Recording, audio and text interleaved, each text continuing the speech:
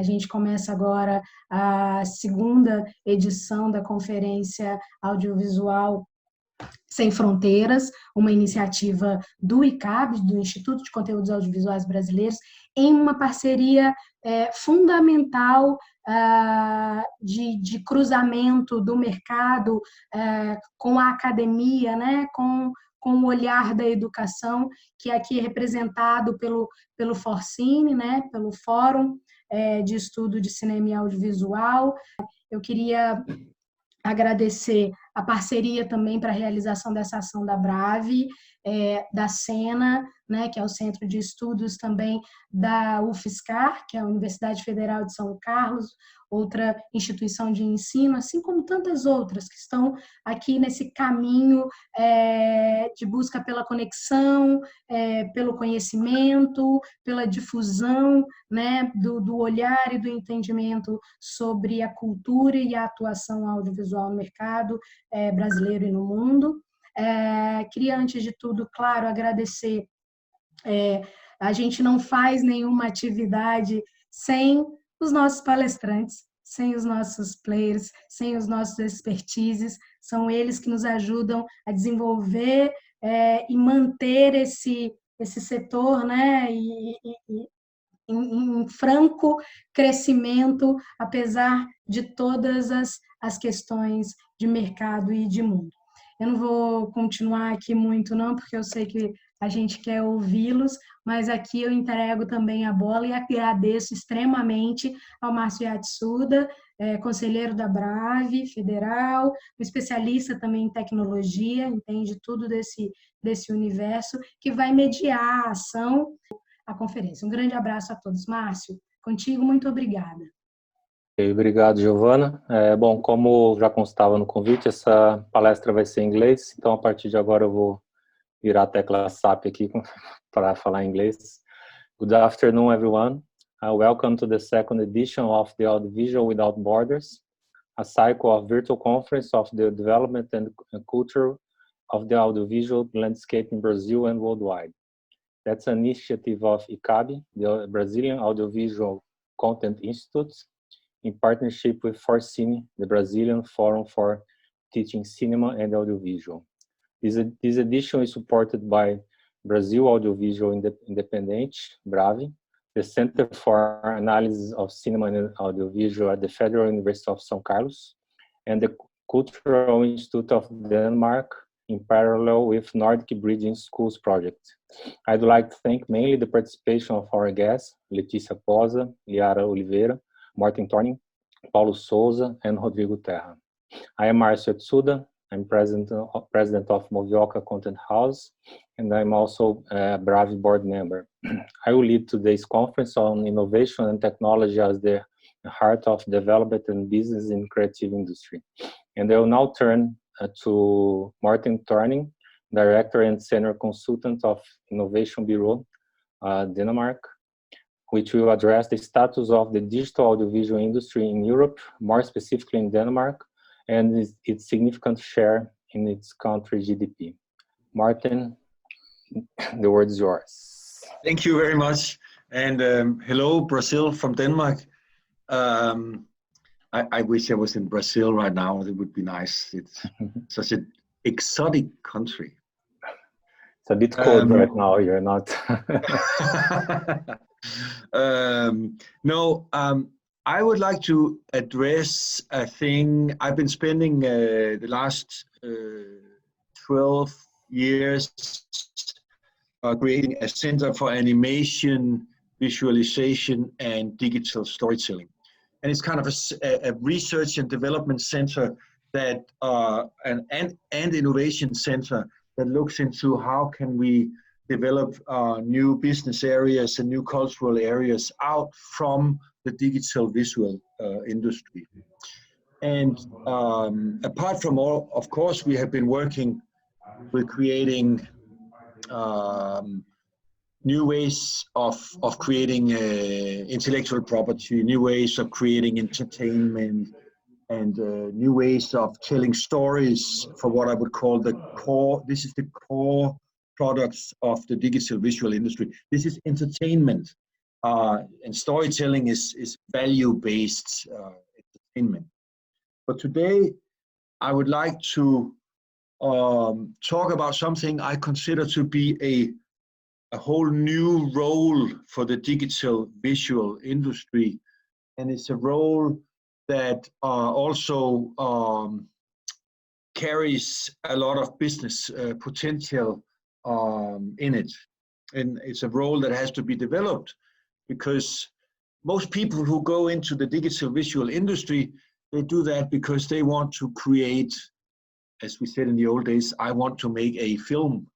But basically that means that you want to make a story, an entertaining story that touches people. But there's something new coming up in society that is very important.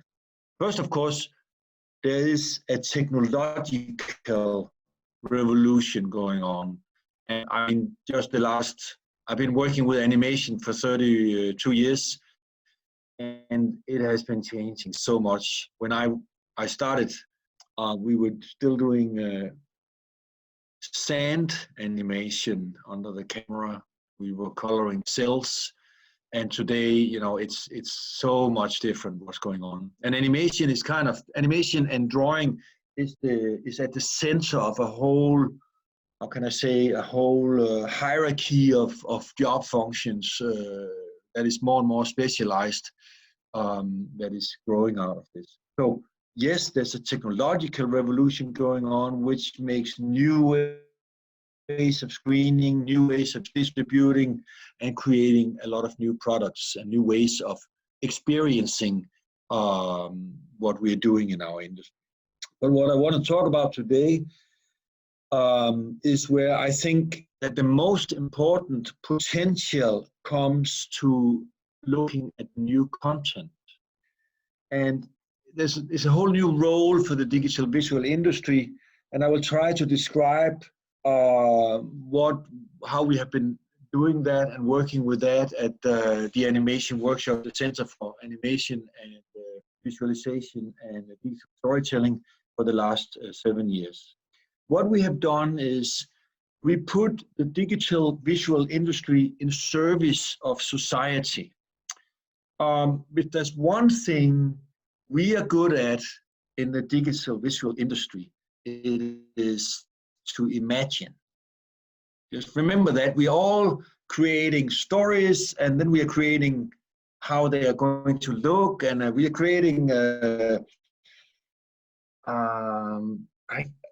I went to visit my friend Cesar Coelho and he went to the Globe Studios, and he showed me a whole village for a TV series they were doing. And while I was walking in this artificial reality, I thought, wow, somebody has really been working a lot with their imagination.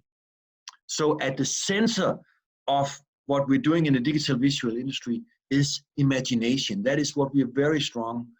And imagination is also at the core of creativity. And if there's something that society needs, it is creativity, which means the ability to meet the changes that is coming at us constantly with a positive approach and ways to solve them. So we are trying to use the skills and the imagination from the digital visual industry to create better communication in society, which again creates a stronger community between people. And that is important also because the society we want to have tomorrow, we have to imagine today. That's actually quite interesting. When people I know you come from a very polarized country politically. That's what we read about and hear about Brazil. It's very polarized. And it seems like, wow, it could be what is needed is that people is starting to imagine the same future for the country. That would be wonderful. So to have an idea about what the future is going to be, we have to create the future by imagining it. And That's a very important skill. I think it's called prospection, actually. There's a professional word for this terminology. So now I will become very concrete. We do it in at the moment in 5 different areas. One is architectural visualization.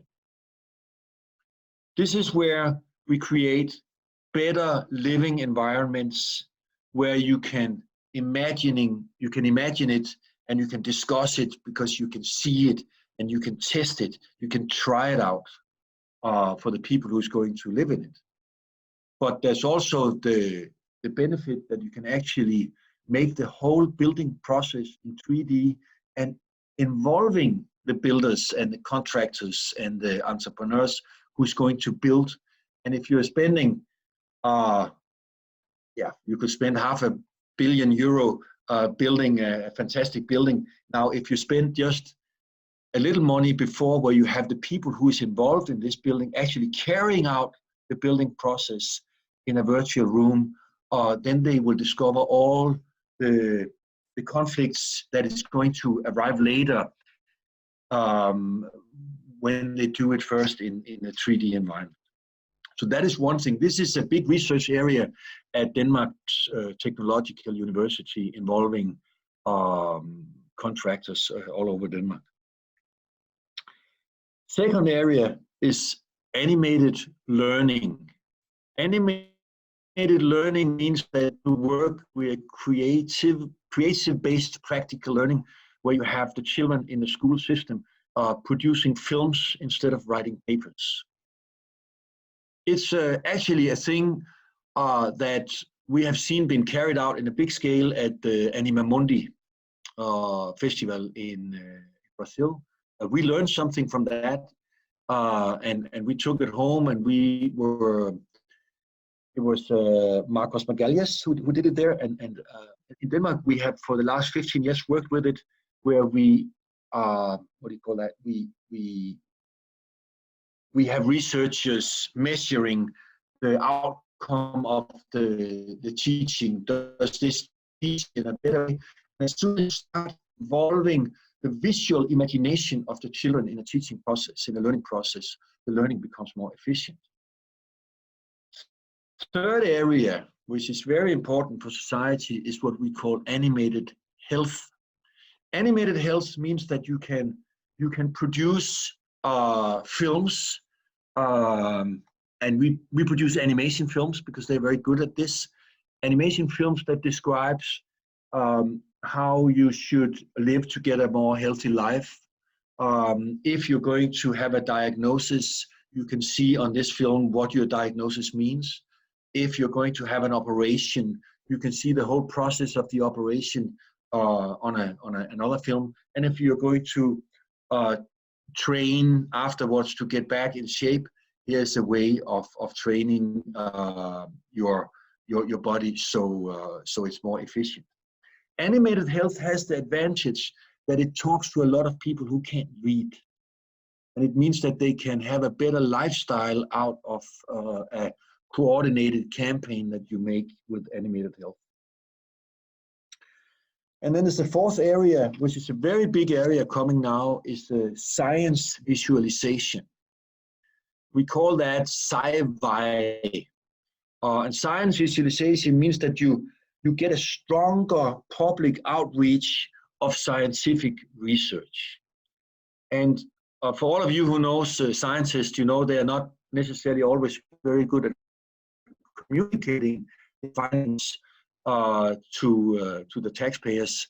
And so this is a way of making films that can, and it could also be other things than films. It could be virtual reality products. It could be, other ways of taking the findings of science out into the public so they understand science in a much easier way.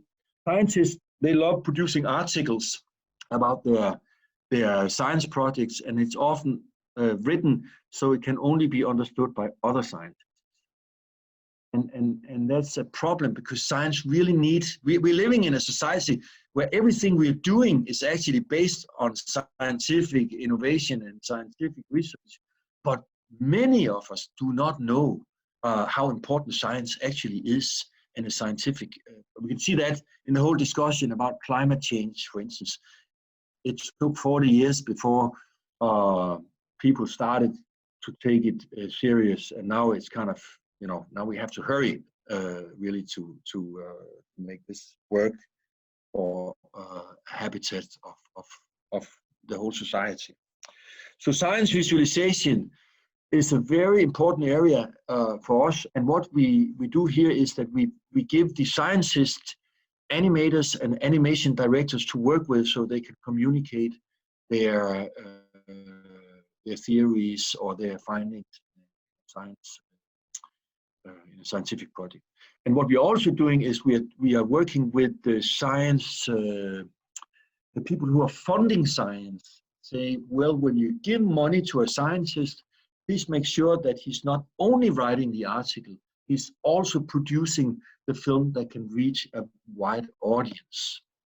And then the last thing we're doing is something we call expanded animation, where we work with installation art, fine arts, and combining it with animation and new technologies, which is sometimes where the most interesting discoveries come, because these artists, they come up with projects that requires a lot of technical development, and it's a lot of fun doing. So these are the kind of the 5 areas that we are looking at to create new content for the digital visual industry. Yes, so that was my okay.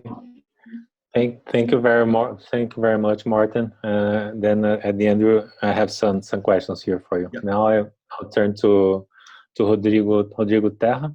Rodrigo Terra is the Chief Technology Evangelist and co-founder of Árvore Immersive Experience. There is a company based in São Paulo and Los Angeles. So Rodrigo, please go ahead. So good afternoon, everyone. Super pleasure to be here today. And my speech will be quick, actually. We at Árvore founded Árvore 3 years ago. It was me, my partners Eduardo Momor and Ricardo Justus, and we had one vision in mind. Me and Ricardo was coming from the broadcast industry, so we were super into the way of doing broadcast productions in production companies, or even in broadcast companies as well. But we had this innovation feeling always on our lives, right? And it was not just a feeling, but how our thought was how we can innovate in the entertainment industry in a way that we can actually create for a new medium, or how we gonna tell new stories or traditional stories, in a new medium that was awakening at that time, which was the virtual reality medium. Not even a medium, but the technology was starting to evolving in a way that it was going out the R&D labs and the university labs and coming to the final customers now. It was back in 2016 the first headsets was coming out to the market, the Oculus Rift and the Vive. And at that time we thought, okay, so we can create can we create a company that will be from the ground, the innovation company from the ground, and how we can do that here in Brazil. So we thought that we had a lot of talents here.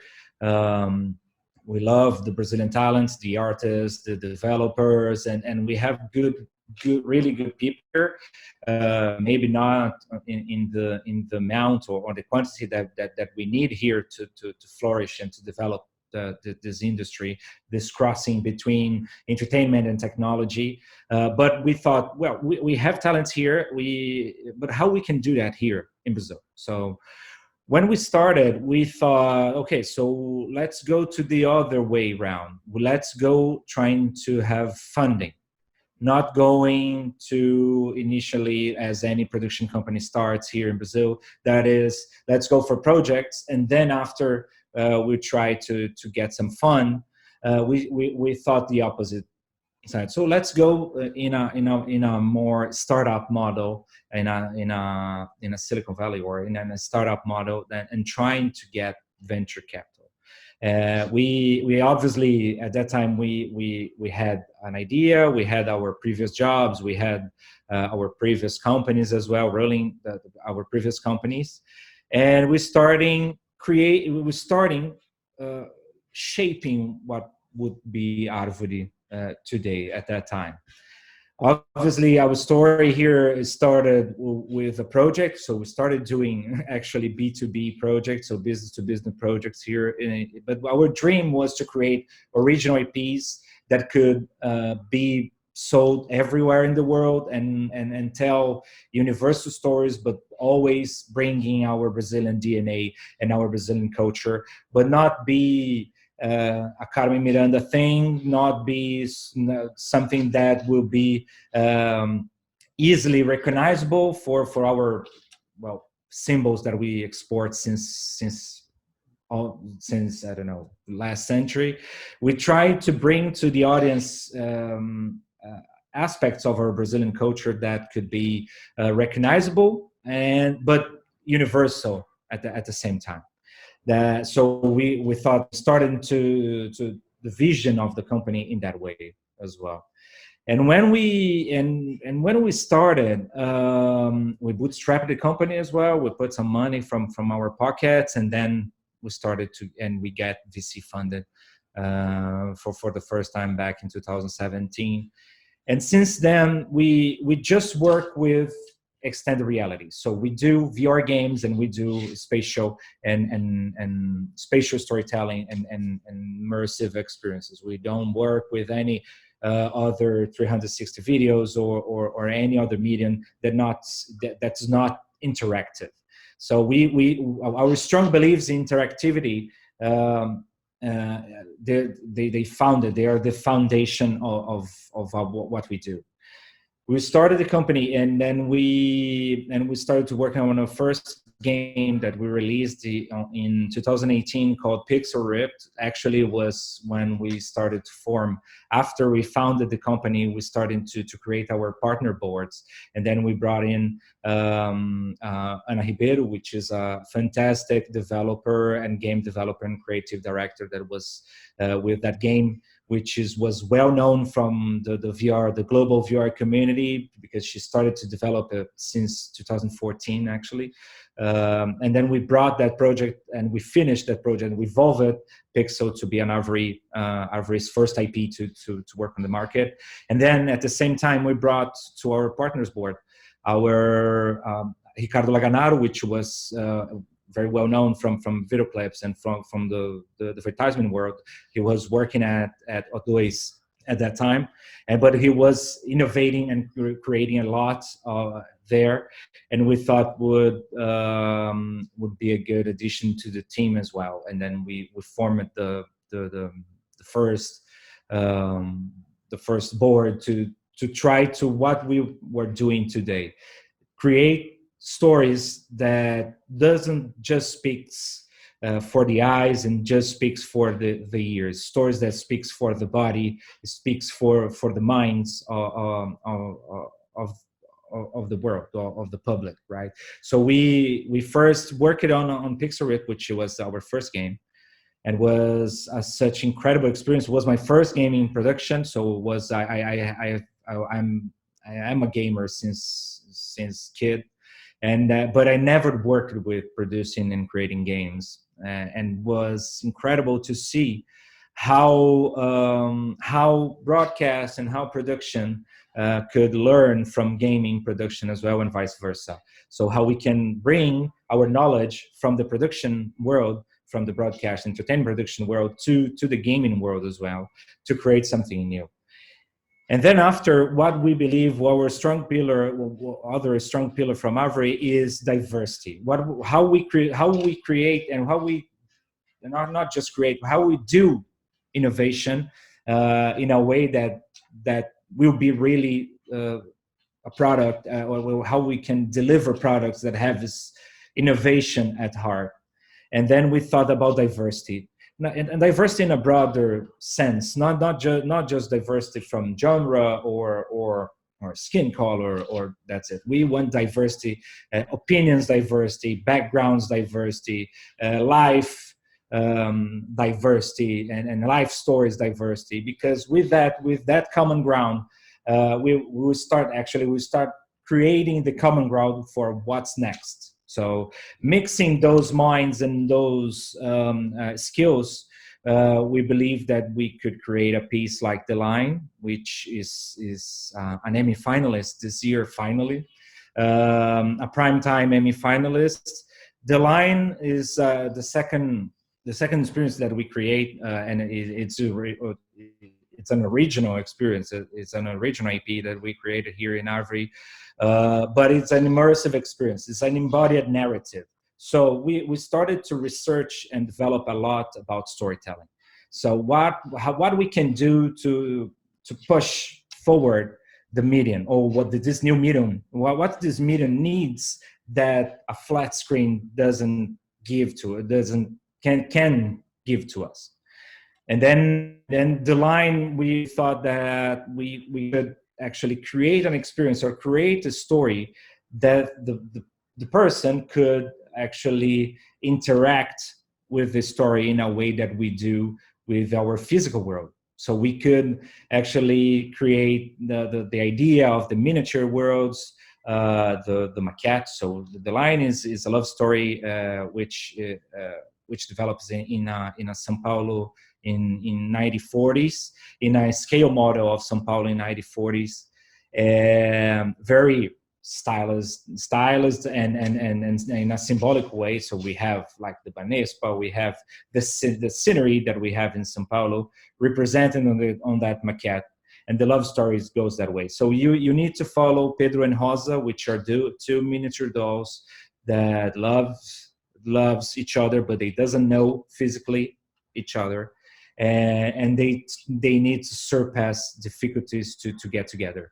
So it's a very universal story. But we thought that São Paulo could be the perfect fit for the project as well. So when we started it, we wanted to the user, or the player or the user, to follow the story in a way that he needs to interact with the story, to the story moving forward. So he needs to. It's a maquette, so it's inspired on sorry, I didn't know the name in English, but for the ferromodelismo one, which the train models that were inspired by the train models that we have. So they have interactivity. When you go to a train model, and then you push buttons and push levers and create this interactive model of a train model, right?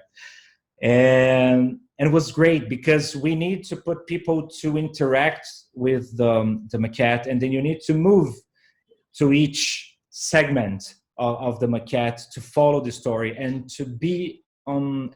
And sometimes you need to, we wanted to create some parallels, and we wanted to create some analogies between what you're going to do to experience the original version is a room scale experience. We have now an experience seated one for disabled persons and other disabilities as well. But for the first version was the room scale version, and the people needs to walk through the maquette and keep the story going, and keep the story going forward. And you need to sometimes to put on your knees and to crawl a little and to see things underneath the table and etc. So I will not spoil it so much because I recommend everybody to see it. We love it, and we wanted to everybody to experience it, because as we say on the day one at Avery, you can't say about, you can actually say about a lot about virtual reality. You can show a lot of videos, you can listen a lot of podcasts, but you will just experiment and feel what's that medium when you started to really experiencing virtual reality. Is different. It's the same thing that explained television to someone from the 18th century, for example. You can explain television from someone that just has the music as a repertoire, or paintings, or the photography starting, right? So the virtual reality is the same thing. So we wanted, and on the last version, when we released it to the public, the line was incredible because we co-produced with Oculus, which is the Facebook's arm for virtual reality, and we co-produced that version, which it's the next step that we believe for storytelling, which is the hand tracking. So you don't need the controllers anymore. You can interact with that maquette, with that miniature model, with your bare hands. No controllers and anything, just the headset and your hands. So we needed to thought a new lexic of gestures and movements, and we thought that was and adding hand tracking to the experience. That's why we are on the Emmy now as finalists, because we created that lexic of what are you gonna do with your hands. So we don't have controllers, so you don't need to know how to use a controller. So we could show the experience, or people with all ages can experience the line in a way that they don't need to have any gaming repertoire or any gaming skills. You can actually follow. Oh, okay, so this is a scale model, so this is easy. So I can actually, so you can have 80 or can have 8 years old. It is easy to explain or to interact without much explanation as well. So for us, we believe a lot that we can now, we need to break the walls from the traditional audiovisual, so ears and vision, and bring the body now to the experiences, and how we create now experiences, and how we create content using the body, adding to the audiovisual experience, but how we can create now more symbolisms and more analogies and more and really create the common ground for a new kind of content that is the audiovisual, interactive, embodied experiences. So this is a little bit of what we're doing now, and what we believe on what is innovation, and how we can, what we are foreseeing for the next decade, what it will be the entertainment industry. Okay, Rodrigo, thank you very much. Now I introduce Lyara Oliveira. She's an audiovisual artist, teacher, researcher, producer, and also director of TV, cinema, and immersive contents. So, Lyara, please, your guests. I think you're on mute. Yes. Yes. Okay. Sound. Good afternoon, everybody. First, I would like to be here with you this afternoon, talking about technology, and it's a great pleasure to be here. I'm going to say that I'm sorry, but I have to learn to read a part of my presentation. Maybe it's kind of I don't know, because I'm from the academic world, so, and I would like to talk with you with a lot of different points. So I'm going to read a part of the presentation so I don't get lost. So I'm going to share with you. Do you see? Yeah, it's here. Just a researcher and a professor. I'm a person who moves between the fields of audiovisual arts and technology. I graduated in mass. I started my doctoral research at the School of Communication Arts at the University of São Paulo.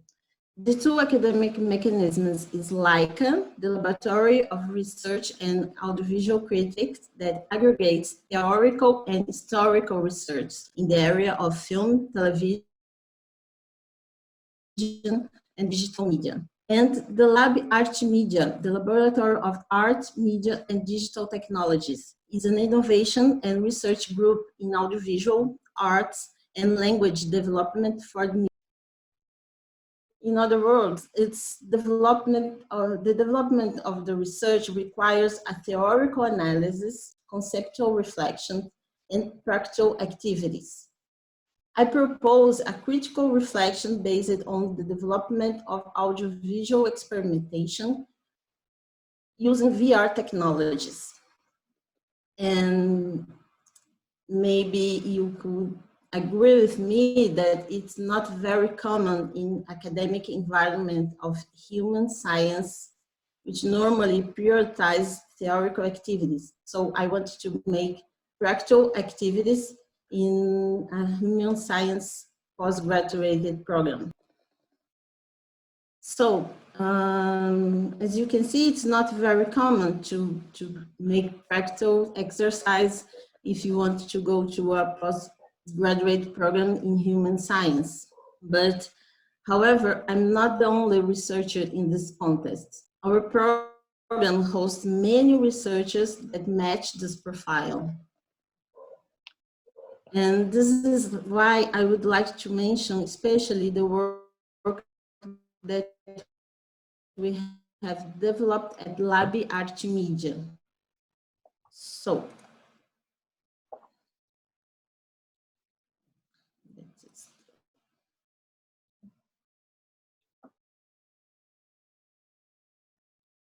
created in 2016, Lab Art Media promotes investigation that connect various conceptual fields around the field of expanded audiovisual, proposing language experiments and technological innovation in many different activities, such as academic research, extension project, and academic dissemination.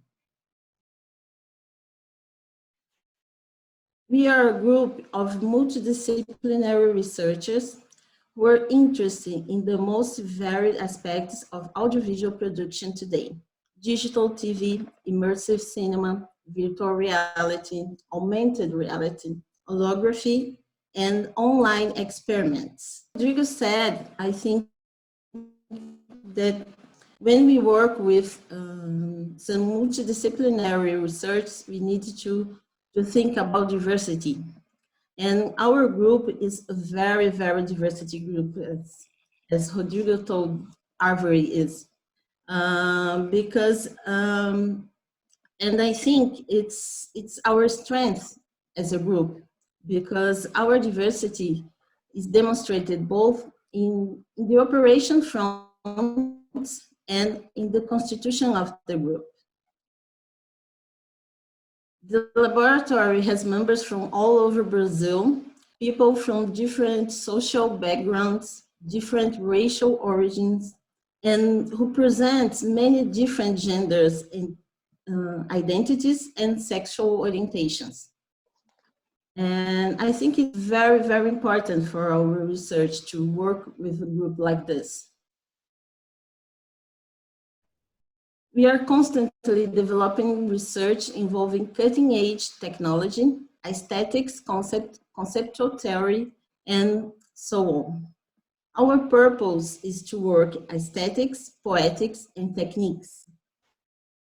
Working on these three related fields as a whole, searching for them to be addressed equally, rather than one field having greater importance than the others. We try to work as the three concepts together in all of our projects. Because I think we are researchers and artists and producers of experiment content. And we have made a huge effort to make our research emerge in the world. And it's very difficult. we try to make the research emerge in the world of production market, in the world of teaching, but teaching beyond the university environment, in the world with other researchers, and in the world of companies that develop technology. Always, always with the purpose of expanding the performance of academic research. So, I would like to show you 2 projects that we have been developed for the past 2 years. The first one is X-Reality USP.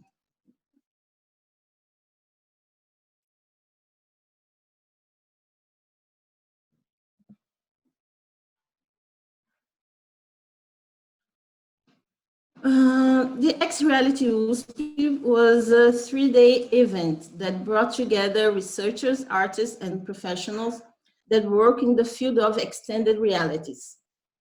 The purpose of the event was to make the ongoing changes, achievements in this field to be visible here in Brazil. The event held conference, debates, and a showcase with national and international works.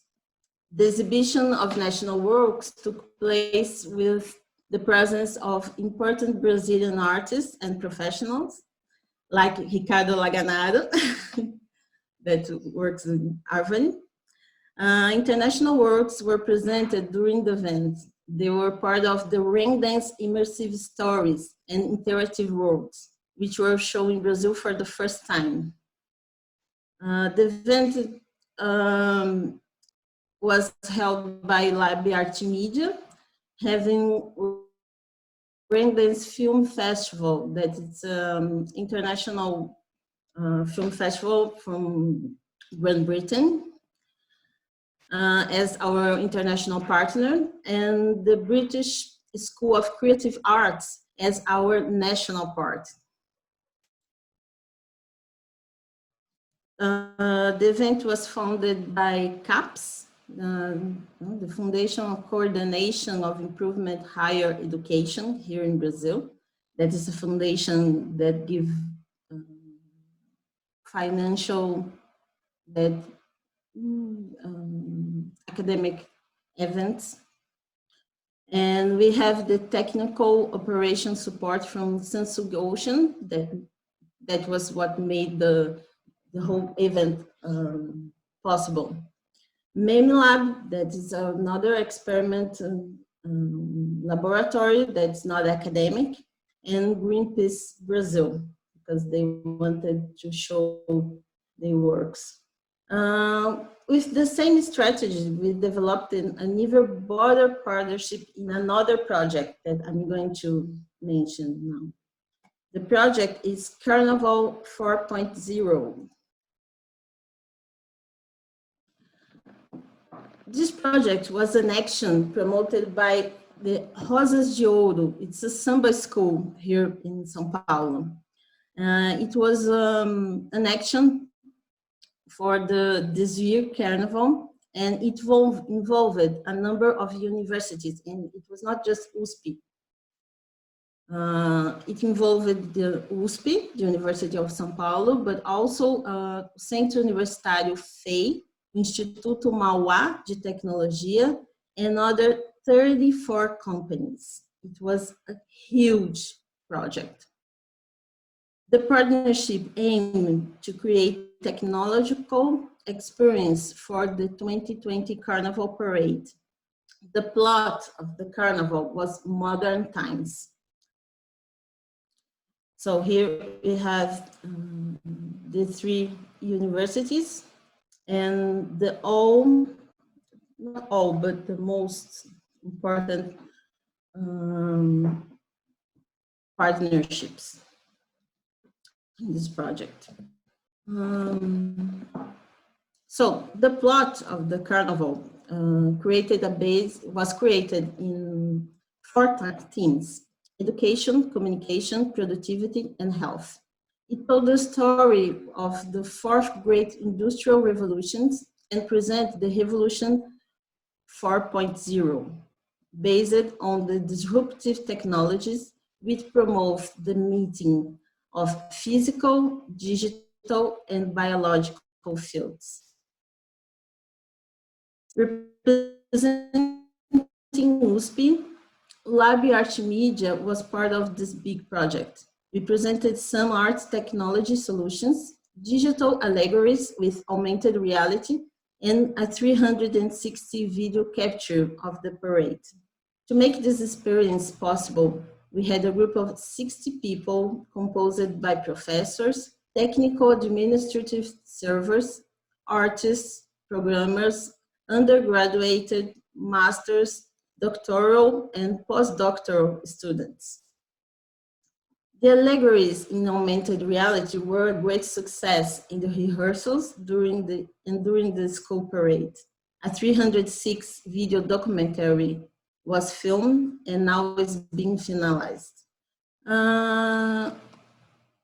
In order to make these projects to become available, these two projects and the other projects that we are involved, it is necessary to bring many sectors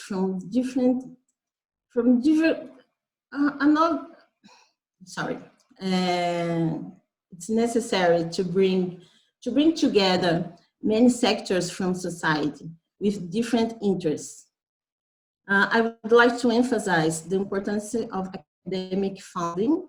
It's always good to remind us how important scientific research funding is.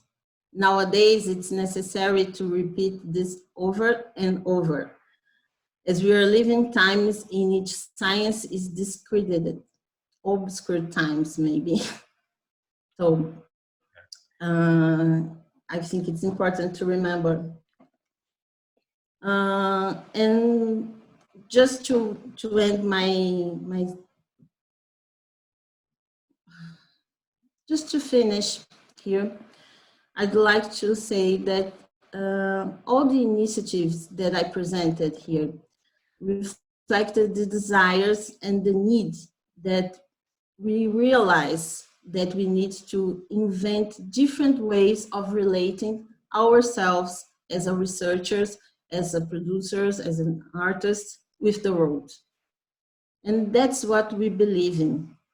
This is how we want to develop our research and contribute to the construction of a thought on technological practice. As a scientific thought, but a scientific thought that is also critical and poetic. And I think that is it. Thank you. Okay, thank you, Lyara. Now I turn to Paulo Souza. He's an evangelist and also a licensee of Unreal Engine epic game. He has more than 15 years in the market, and he has more than 10 games launched globally with AAA titles and mobile games. So, Paulo, please, the stage is yours now. Hi, everyone. Can you hear me? Yeah. Sorry if you hear any noises because the laborers are still doing some construction, but shouldn't be that loud. Okay, I'm going to try to be very quickly and to talk about the company I work for, which is called Epic Games, which you probably have heard before. So who's Epic? Epic was founded in 1991, in the early 90s, by our founder, Tim Sweeney. And when Tim started, he really started from his basement, and in the basement of his parents' home, and was able to step by step build a small company, then a larger company than what we have now as a corporation. But since the beginning, since his humble beginnings, Tim was always trying to advocate and trying to be to create games that are open, that have open tools, so anyone who have access to these games, who have access to these tools, can create their own universes, can create their own games. ZZT or Zit, which was the first game that Epic has ever made. It wasn't really innovative in terms of visuals at the time, but was probably the first game ever in history that had support for modding. Mods are a thing in the games industry where you have a game where other people build another game using your game, your engine as a basis. Just to remind that the biggest games that we have in the world right now, Counter-Strike, League of Legends, the Battle Royale genre, they were all based on mods of other games, of modifications of other games. And Epic is a company that's very proud to, we're not sure if we started that, if we invented that, but we're probably one of the very first few companies that popularized the term. And time went on, time passed, and in 1998 we released this game called Unreal. It was the first 3D game that Epic ever released.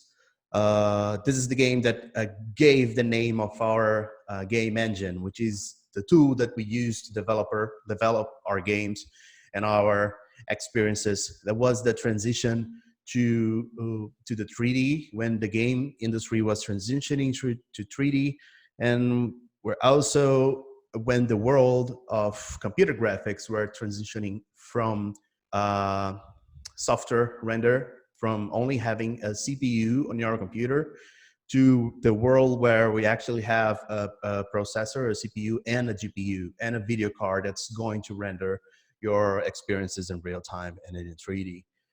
And we've been involved with the real-time computer graphics since then. This was Gears of War. Probably, I'm not sure if you know, but it's one of the most successful franchises in history.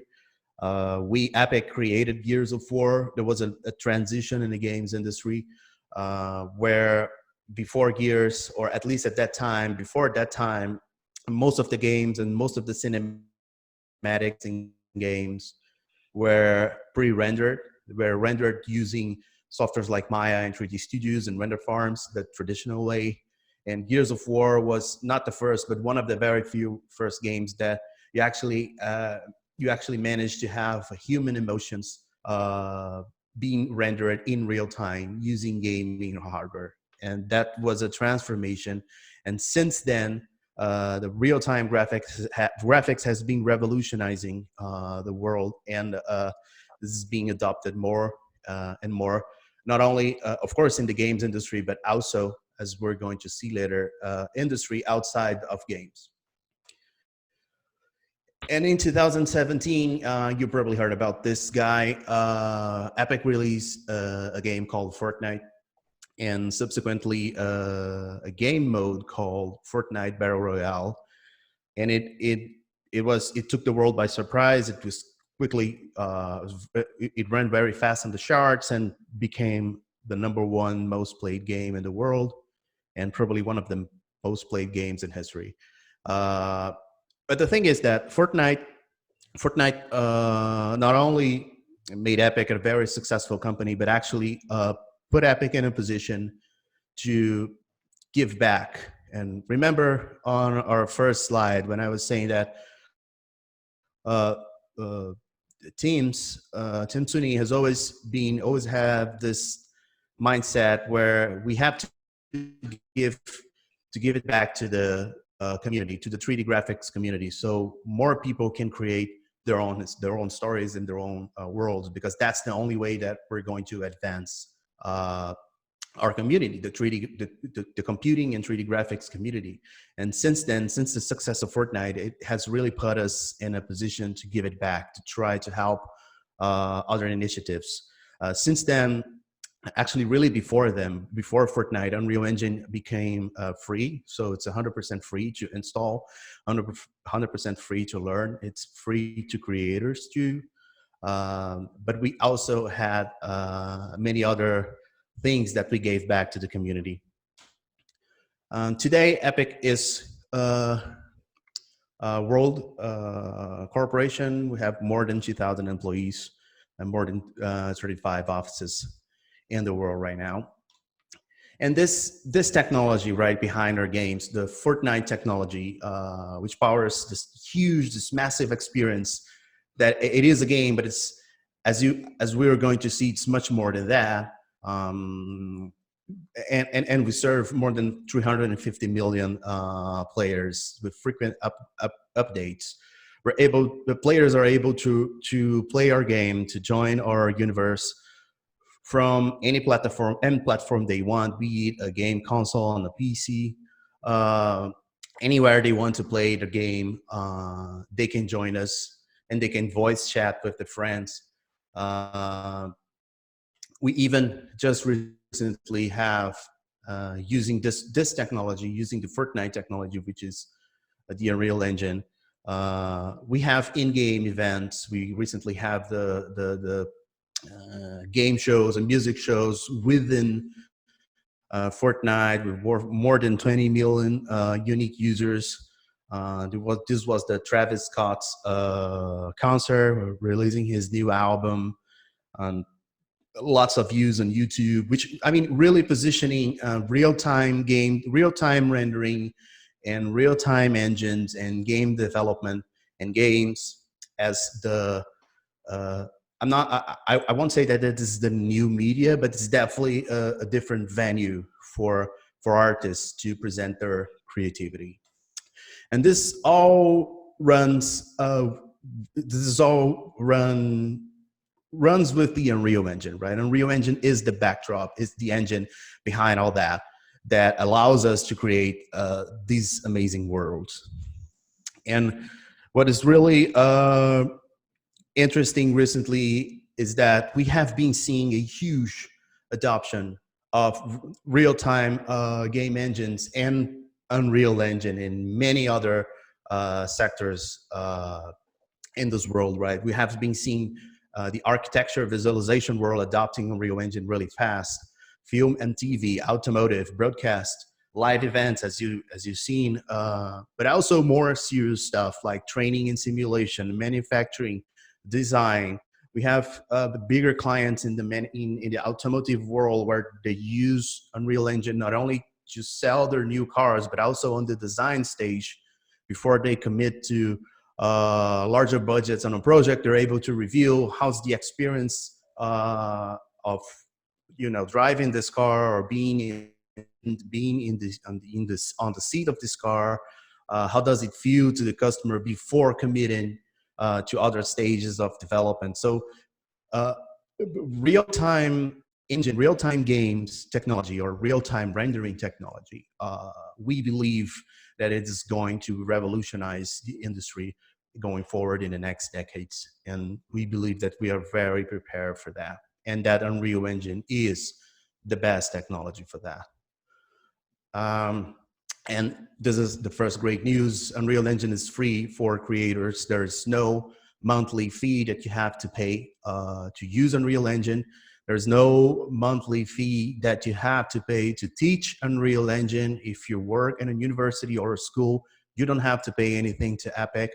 Unreal Engine is only monetizable if you are making a game that you're going to release in any of the stores. Then we have a business model specific to that. But anything other than games, if you're doing architecture, if you're making a movie, if you're working in the TV industry, Unreal Engine is 100% free. And to show the trend of adoption, these are our largest clients that we have right now all around the world, from car manufacturers to VFX studios and references in design like Herman Miller, or Tesla and Nissan and McLaren in the automotive. In Brazil, in Latin America, very proud to say that TV Globo is our largest customer, and they use on many initiatives inside. And the number of clients is growing with the adoption that we have been seeing in the world outside of game development is huge. And to wrap it up and getting back on the things that we've that I've mentioned initially, how to give it back to the world, how to make the 3D creation world better. So a few years ago, we created an initiative called the Unreal Dev Grants, which was really a fund, $5 million that we created for developers that were making amazing and really interesting projects using the Unreal Engine, right? This fund is gone. And then 2 years ago, or 1 year ago, 2 years ago, we have created a larger fund, which we are calling now the Epic Mega Grants. And this fund is $100 million of grants that we give to developers who are making amazing games, who are making amazing experiences using the Unreal Engine.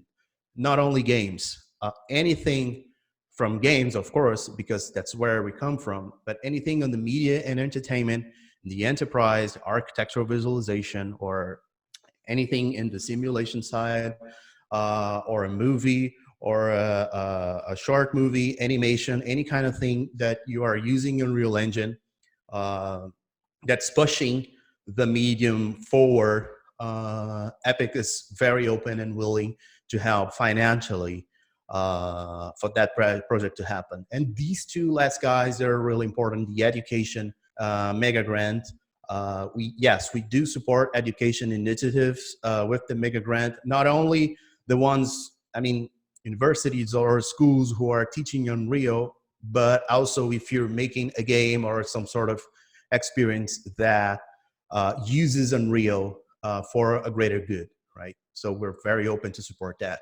And open source developers, Epic believes that only by having open environments that this industry is going to move forward and to grow.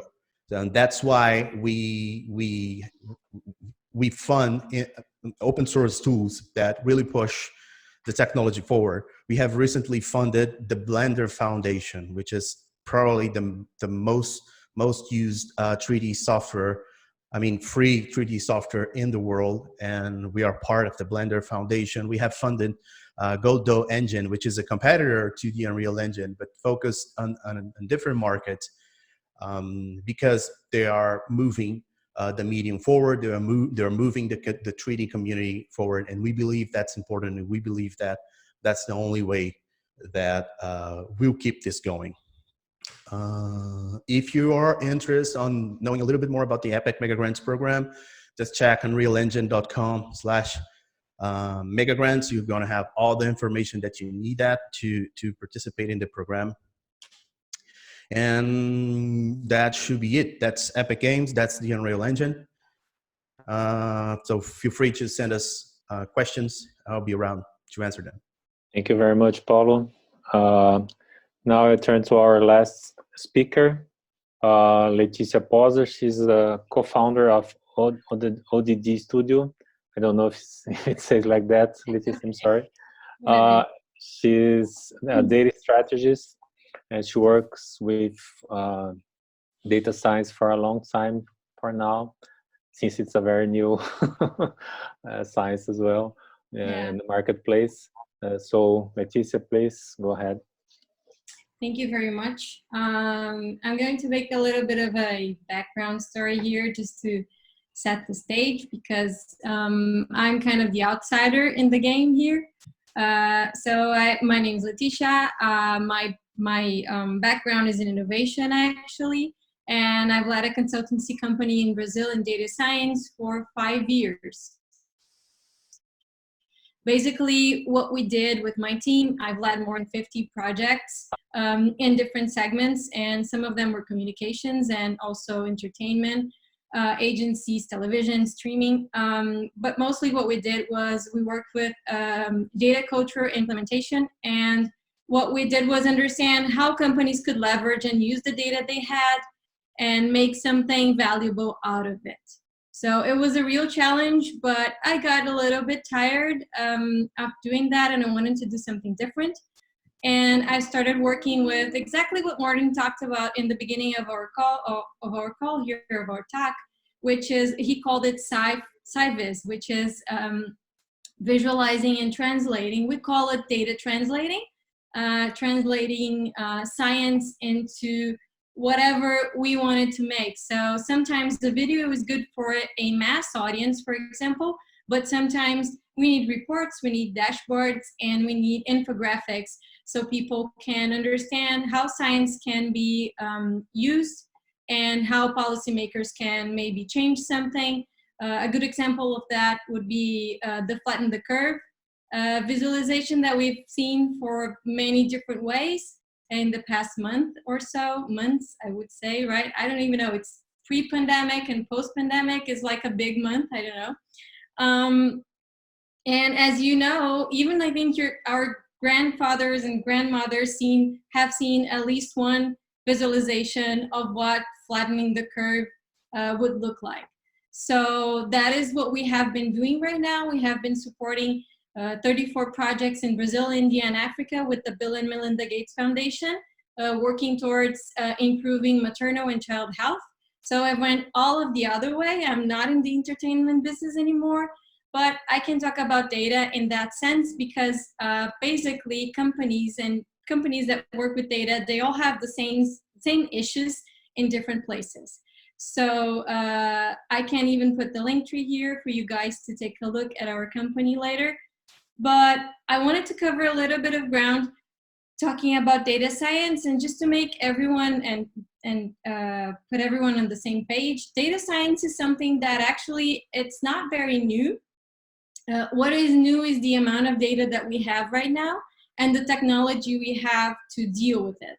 So the techniques that we are using, some of them are the same kind of techniques, but branded in a different way with a different technology behind it.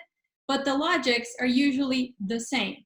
And what we can talk about when we talk about data is that we can talk about data in a way of understanding it to make a big change or to foresee something, to make a big change in our infrastructure, in the way that our company works. So for example, who were the companies that got caught by surprise with this pandemic, and who were the companies that were ready for it and actually embraced the change and understood how their customers would be behaving in order to deliver better products. So we know that the entertainment business in general, when we're talking about streaming, for example, and video games, it was just a huge boom. We've had children staying at home all day.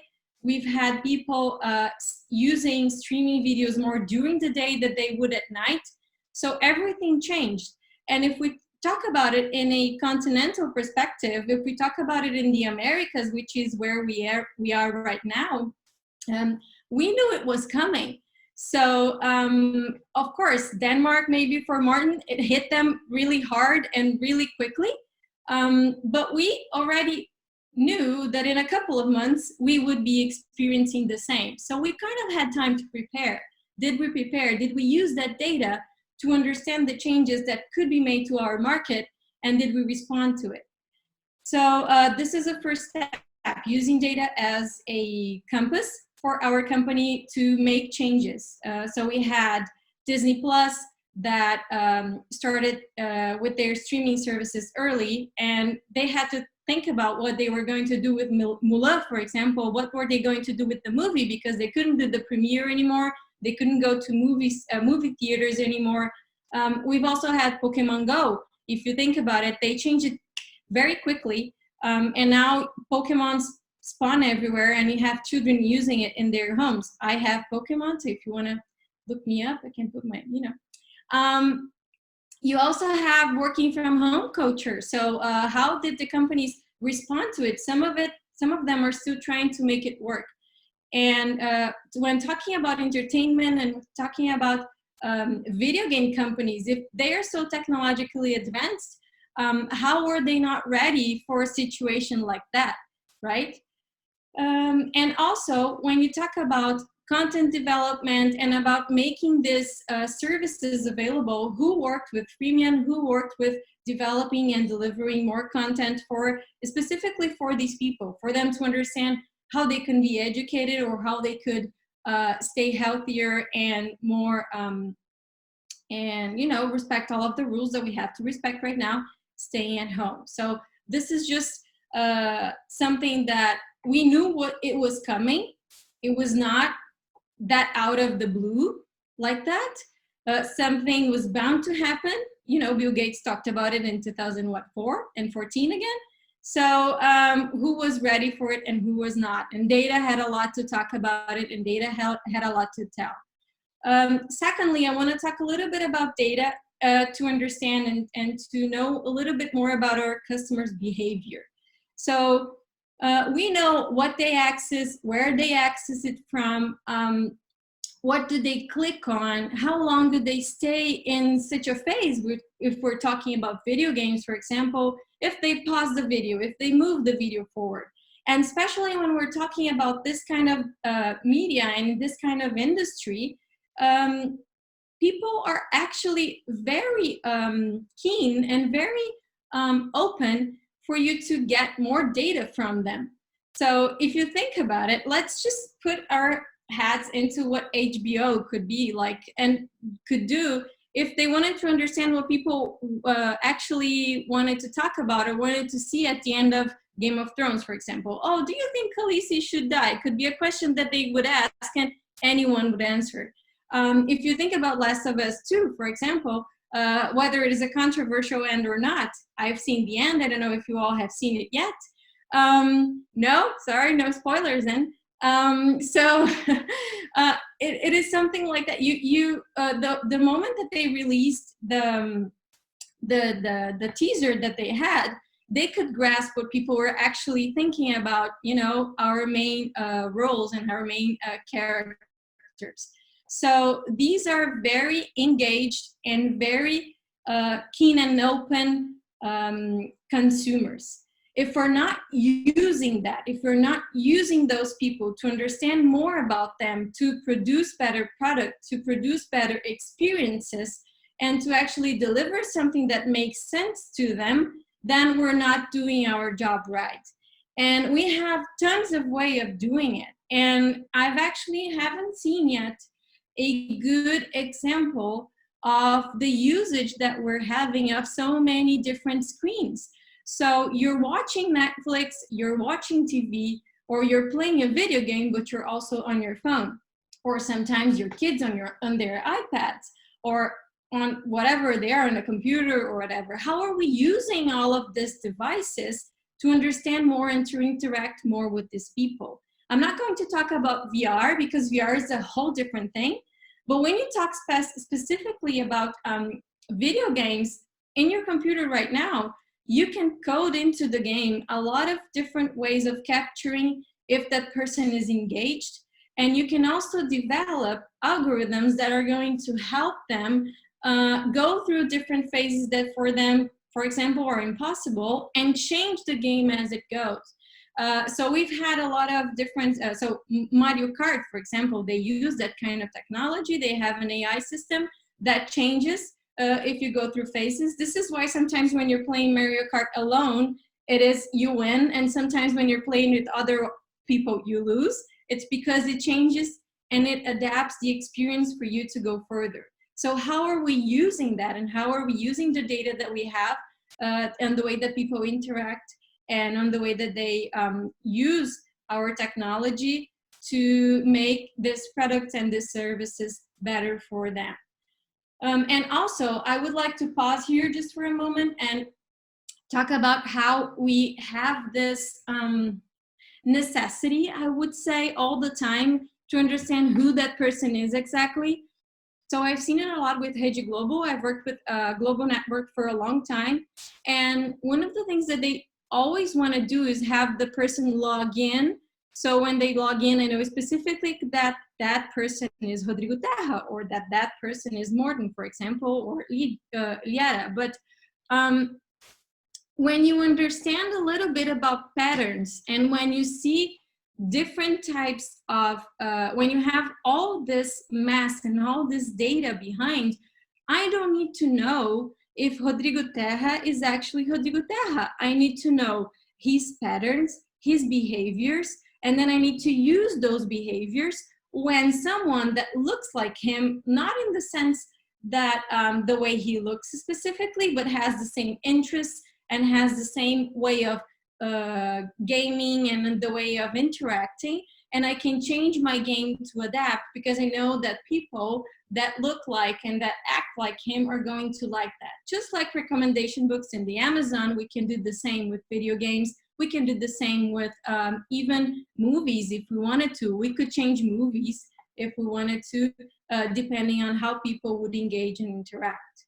And then just to clear it off and to finish this examples, we can also use data to develop storytelling and experiences. And then here I wanted to talk a little bit about VR, because VR is something that is just starting to understand on how to gather data. But if you take a look at how Oculus, for example, gets the data from our surroundings, right now, as Rodrigo said, we don't need to use the controllers anymore. Our hands are controllers. This means that they are mapping way more than just where our eyes are looking. They're mapping where our hands are going, if we have objects in our room, what's the landscape of our room, if we have pets, because something maybe is moving in the middle of our experience. It is kind of terrifying if you think about it, but at the other side, it gives us a lot of opportunity to understand how to develop better experiences for people that have VRs, and that we will soon have VRs for a lot of people. We'll soon have that in our homes as well. So this is a whole different set of experiences that we can start thinking about and leveraging and using. And then to close off, because I only have 3 more minutes, I wanted to bring up a topic that I usually get from this industry, which is the relationship with creativity versus data. So you've probably heard this phrase, you've probably seen this phrase a lot, which is that data has killed creativity or something like that. But if you actually think about it, data without creativity is the same as a film or any kind of media without a good story. Because in order for you to capture data, you need to be creative. In order for you to analyze the data, you have to be creative. And in order to use the data, you have to be creative as well. So you would not hire a team of storytellers, animators, programmers, or whatever that don't understand the technology, don't understand especially the objectives of that company. Data scientists and analysts are exactly the same thing. If you don't have this area connected to what the company's objectives are, they just don't make sense and they just won't deliver value. So these things are not separate, they're actually connected. So it has to be embedded, it has to be connected into the culture of the company, it has to be connected to those that produce, to those that create. And they have to work together in order to develop better products. Otherwise, you're just going to have useless dashboards, useless reports, or whatever that people don't use. And this, when we talk about this, we need to talk about something called data literacy, which is because I believe I am not a mathematics kind of person. I am storytelling, I'm an arts kind of person, professional. I believe that I can't use data in my day-to-day life. And that is not a reality, and that's not true. I can use my drawings as an example for you. You don't see me putting up nothing different things that I have seen online or that I copy. It's because I'm not a good drawer by myself. You know, I do something different. I do storytelling and I do other things greatly, but I don't draw well. So right now what I do is I copy, I try to understand what other people do. I am learning. You don't see me putting anything that I did by myself on my wall. This is because I haven't mastered it yet. And it's the same with data. If you don't start looking at it, if you don't get acquainted with it, and if you don't actually try it, you're probably going to always be on the side that believes that creativity cannot work with it. And this is something really, really important. So to wrap up, data can be used in a lot of different ways. But if you actually don't look at it from a collective and from a company's perspective or an organization's perspective, think it as something strategic and something that needs processes, collaboration, and collective work, it will probably just be another area or another useless space that's not going to be used for anything, and we'll go on forever discussing this relationship between data and creativity. Thank you very much. Okay, thank you, Letícia. I've just checked with Giovanna. Since we have just 4 more minutes, so we'll be able to expand a little bit the time, so have something like 15 minutes, extra minutes. I'd like to start a question with to Morten and Lyara. Some years ago, I had the opportunity to attend a meeting with some guys coming from Canada.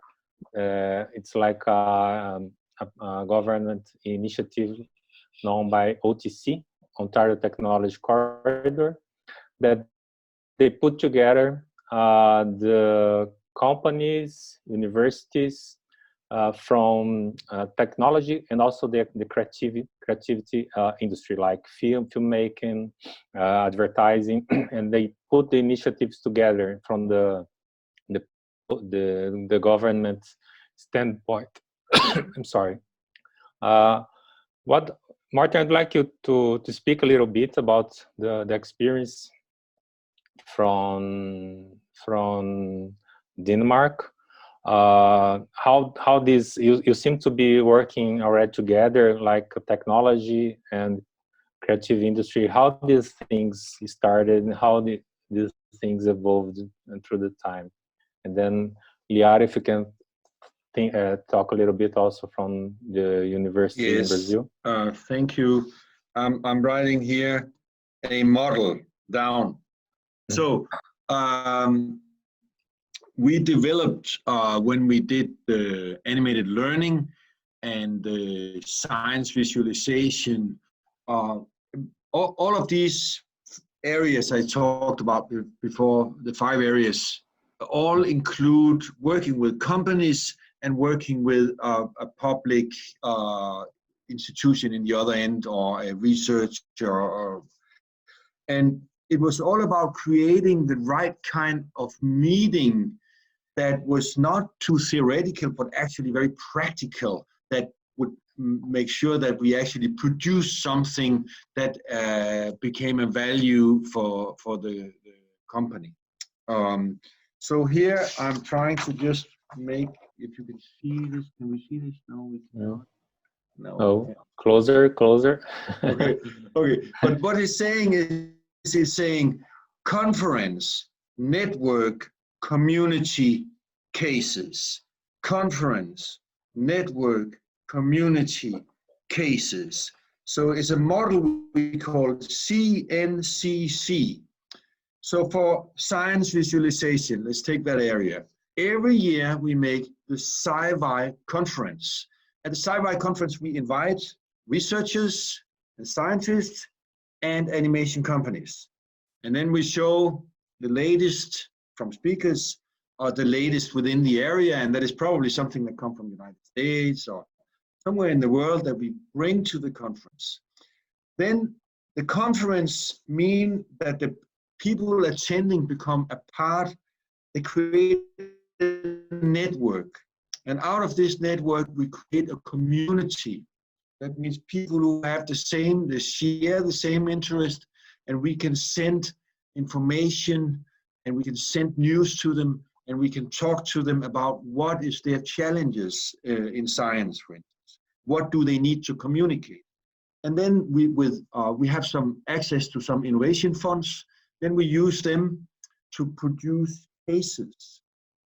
And for each case, we bring together a scientist. It could be quantum physics, brings together with a 3D animation company to trying to visualize what actually happens in the smallest of the smallest of the smallest item, to figure out and the scientist, when he does that, he also learns something about the thing he is researching. So you could say we give the chance for the scientist to become a film director without actually having the skill to do it. But he becomes a storyteller about his project together with professional people from the digital visual industry. And then finally, when we have produced the cases, we show them at the conference next year. That expands the network, creates a bigger community, so we can produce new cases. And in that way, it grows. Yeah, so that's how we work with it. And we do that both within learning, healthcare, and architecture, and of course, as I talked about, science visualization.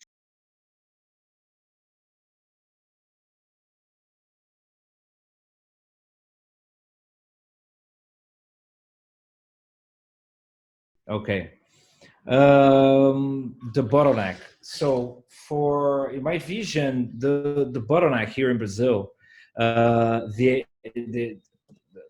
are the sides of the same coin. Let me explain. When we have the user base now here in Brazil increasing, but not at the same rhythm as the whole world, right? So because we have we have the same problem as the rest of the world has, which is the headsets are expensive. But here in Brazil, they are really, really expensive now, and we don't have the offer of the headsets here in Brazil in a way that we have in other countries, like in the West or in Europe or Asia. So we just have one or two official headsets distribution, one from Sony and other players. The PlayStation VR one is official here in Brazil, but we don't have the massive standalone ones, which is the Oculus Quest or the Facebook's Oculus Quest, which is the headset that you doesn't need any computer or nothing. So you have the computer on your headset, right? So this is the most popular one in the world right now, and they are researching and developing a lot of new increments of this headset as well. So we will see in a couple of months new releases in that area on the standalone area. I believe the standalones are the next step for popularizing and the headsets to the public. When we have the technology on the hands of the people, on the final consumer, on the final audience, and then we have people using VR in a way that they are bringing meaning to their lives, not and looking for the value that this new medium has for entertaining, for the education, for their daily basis working. People will start to using VR or extended reality, not just VR, but AR. AR it's on its earlier stages, right? Until now, but VR is a little bit more developed right now in terms of user base. But when we starting having the journey, the user journey with the VR headsets, that's where we will have this increase, the user base increase.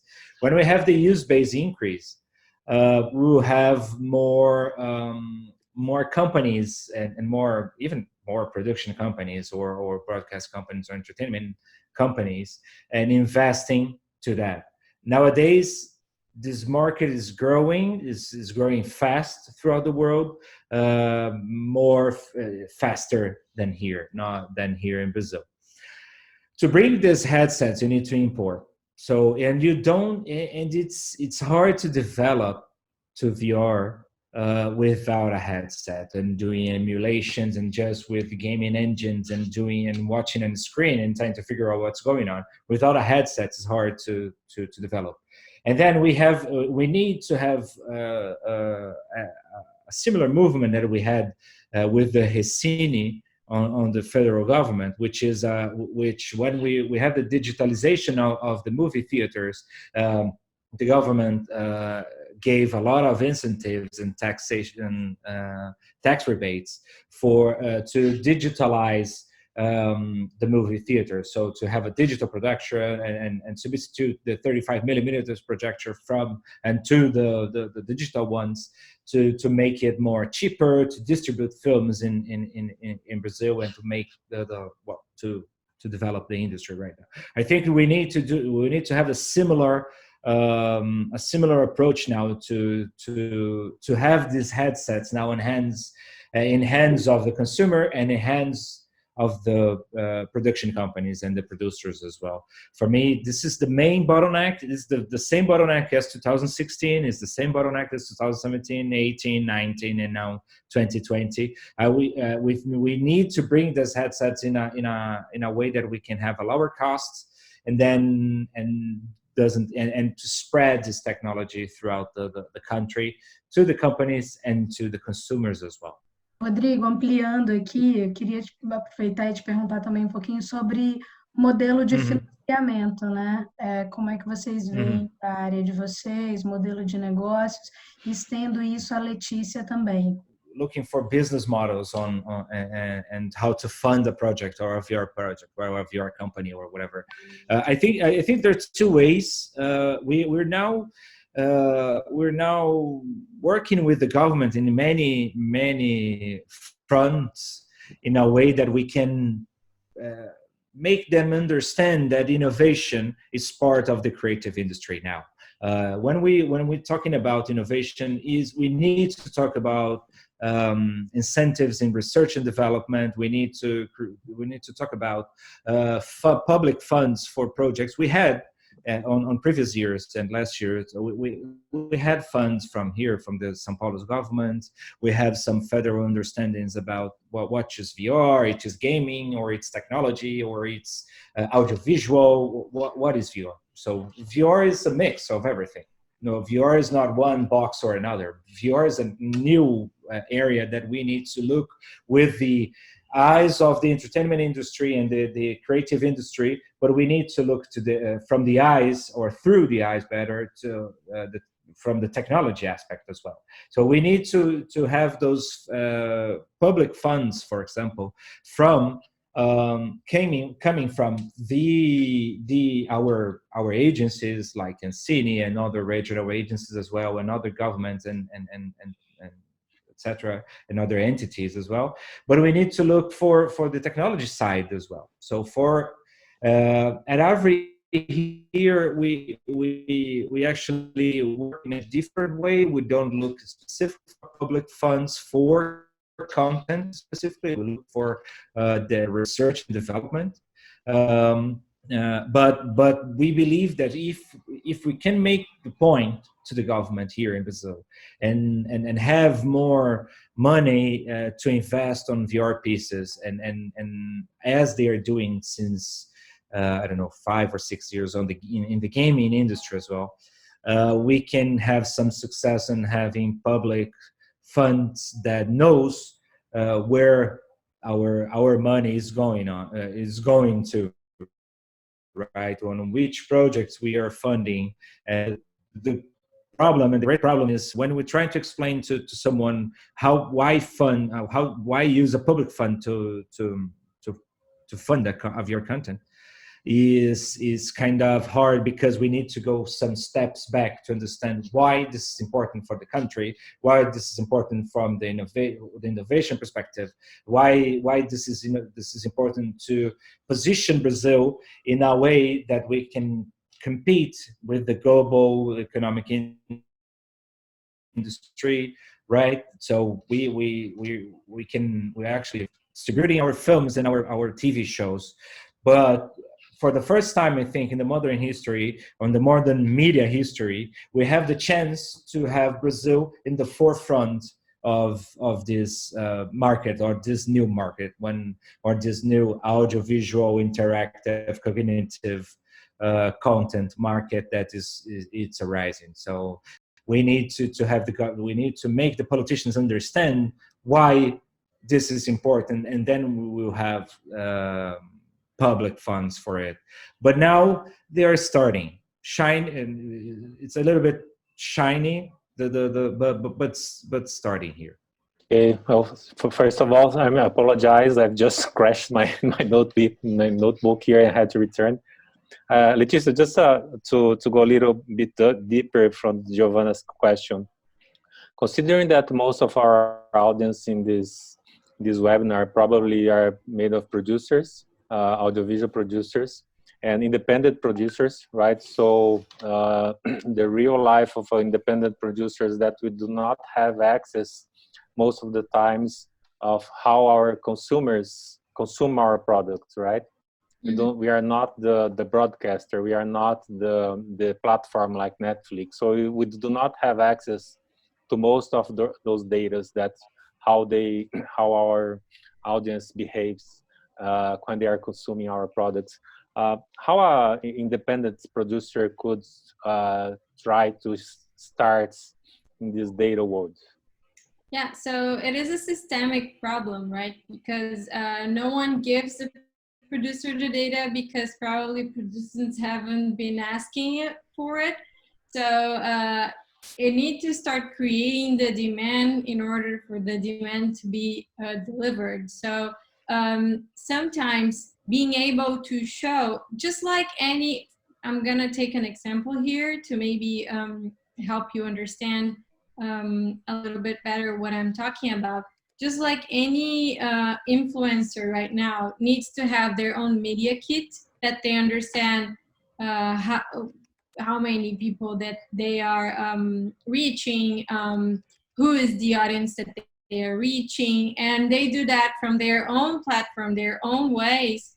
I believe that producers should be able, in a length, of course you're not going to be able to go really deep into the information that they have, but they should be able to put a little bit of that material, talking a little bit about their story.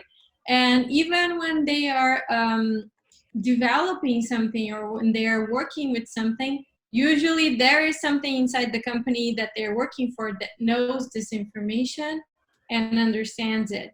So I wouldn't say a suggestion because I don't think I'm good to give ideas to anyone here, but a way to start maybe could be when you are closing the deal or when you were talking about it, you ask for the data and for the information related to this or that topic that company has already worked with.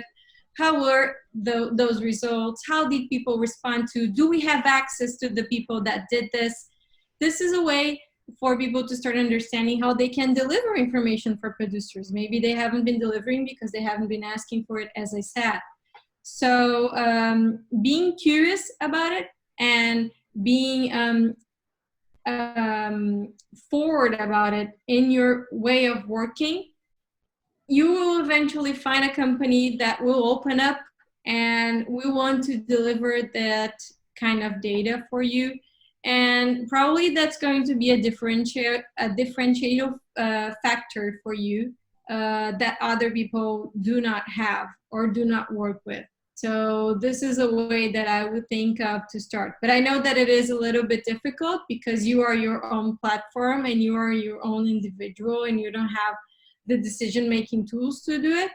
But as I told you, I've seen a lot of companies opening up when they see that their, that their audience is open to it or their customer is open to it in any way. I don't know if that helps or if it answers, but that's my answer. Okay, we need to close. Lyara, your final thoughts, please, so we can finish the session. Okay, sorry. I just have an interruption here. Everything fell. And so talking about university, I just like to end saying that we really need to understand here in Brazil that how to work with multidisciplinary and diverse teams, because I think it's a very huge problem here in our university, because we have this nuclear, the scientific, the engineers, and the physicians, and the people from human science, and they don't talk. last year I made discipline in Poly, that is our engineer school at USP, and it was wonderful because it was a course for everybody in USP. So we have designers, we have architecture, we have filmmaking people, and we have engineers. So it was a great experience. And I think it's the most important that we have to understand here in our university and in our companies either. Okay. Well, I'm really sorry we have just broke the extra time. So I'd like to thank again Morten, Letícia, Rodrigo Terra, Lyara, Paulo that had to leave us a bit earlier. Thank you very much for your time, for your participation. I'd like to thank the audience, everybody that was with us here, and see you next time. Thank you very much. Next time. Thank you. Thank you so much. Wow. Bye, Brazil. Exotic country. Bye, Morten. Bye, Nice Morten. to meet you. Bye, Morten. Thank you. Nice to meet Bye, you, everybody. Letícia. Bye.